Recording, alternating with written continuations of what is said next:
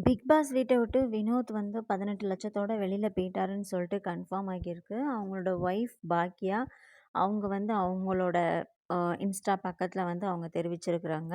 அது மட்டும் இல்லாம அவங்க வந்து ரொம்ப கோபமா ஒரு வீடியோ போட்டிருக்கிறாங்க. என்னன்னா, அ அவங்க வந்து இந்த முடிவு வந்து வினோத்தா எடுக்கல.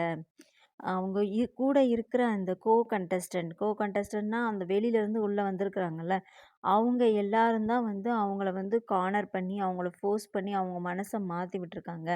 இவ்வளோ அமௌண்ட் வந்துட்டு இப்போ எடுத்துட்டு போறது தான் புத்திசாலித்தனம். யாராவது ஒரு ஆளுக்கு தான் கிடைக்கும். அந்த ஒரு ஆள் நம்மளா இருப்போம்னு சொல்ல முடியாது. ஏன்னா வந்து இப்போ சாண்ட்ராக்கு வந்து ஒரு அனுதாப ஓட்டு அது இருக்கு. அப்புறம் சபரிக்கு வந்து அவங்க வந்து இந்த டிக்கெட் ஃபினாலே அத விட்டுட்டு போயிருக்காங்க. ஸோ அவங்களும் வின் வின் பண்றதுக்கு சான்ஸ் இருக்கு. திவ்யாவுக்கும் நெறைய சான்ஸ் இருக்கு. ஏன்னா திவ்யாவ பத்தி அகெயின்ஸ்டா யாருமே வெளியிலேருந்து வந்தவங்களும் யாருமே எதுவுமே சொல்லல.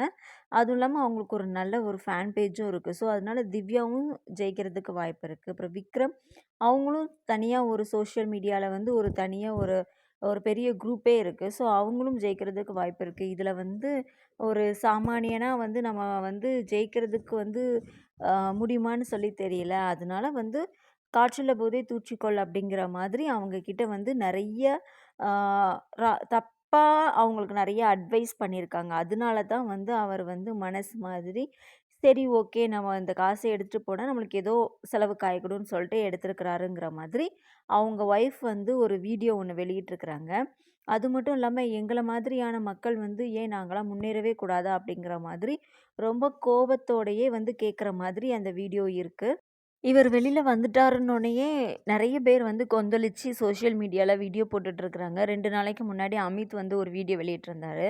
அதில என்ன சொல்லியிருந்தாருன்னா, கண்டிப்பா கானா வினோத் தான் ஜெயிக்கணும் அப்படிங்கிற மாதிரி அவர் ஒரு வீடியோ வெளியிட்டிருந்தாரு. இப்போ அவர் வந்து இவர் வெளில வந்துட்டாருன்னு சொல்லி கேள்விப்பட்ட உடனே, அதுக்கு ஒரு வீடியோ வெளியிட்டிருக்கிறாரு. அதில வந்து எனக்கு நானே மனசு உடைஞ்சு போய் இருக்கேன். என்ன சொல்லணும்னே தெரியல. நோ வேர்ட்ஸ் அப்படிங்கிற மாதிரி ஒரு பேஜ்ல வந்து அவர் வந்து சொல்லியிருக்கிறாரு.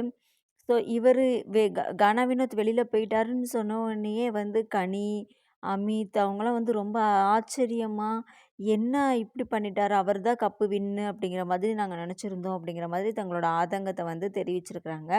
ஆக்சுவலா வந்து கானா வினோத்துக்கு வந்து இப்போ பிக் பாஸ்ல வந்து ஒரு அழைப்பு வந்தோனயே, மேபி அவங்க ஒய்ஃபும் கானா வினோத்தும் வந்து பேசி வச்சிருந்துருக்கலாம். இப்போ நம்ம அந்த லாஸ்ட் டாஸ்க் வரைக்கும் வந்தோன்னா, காசு எடுத்துட்டு வெளியில வந்துரலாங்கிற மாதிரி பேசி வச்சிருந்துருப்பாங்க போலுக்கு. அதனால தான் வந்து ஃப்ரீஸ் டாஸ்க்ல அவங்க ஒய்ஃப் வந்து கானா வினோத் கிட்ட, "நம்ம பேசி வச்சிருந்தத தவிர, நீ மத்த எதுனாலும் பண்ணிக்கோ. ஃபைனல்ஸ்ல பார்க்கலாம்." அப்படிங்கிற மாதிரி சொல்லியிருந்தாங்க. இதுக்கு என்ன அர்த்தம்னா, அவங்க ஏற்கனவே பேசி வச்சிருந்தா மணி மணி எடுக்கிறது, அத நீ எடுக்காத.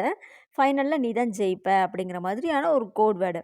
அத கூட வந்து அவருக்கு வந்து புரிய முடியல. ஆனா அப்ப வந்து தலைய தலைய ஆட்டுனாரு. இப்போ வந்து இவங்கலாம் பேச, ஆ கொஞ்சம் மனசு மாறிட்டாரு. நம்ம வந்து காசு எடுத்துட்டு போய்க்கலாம் அப்படிங்கிற மாதிரி ஒரு மைண்ட் செட்டுக்கு வந்துட்டாரு போலுக்கு.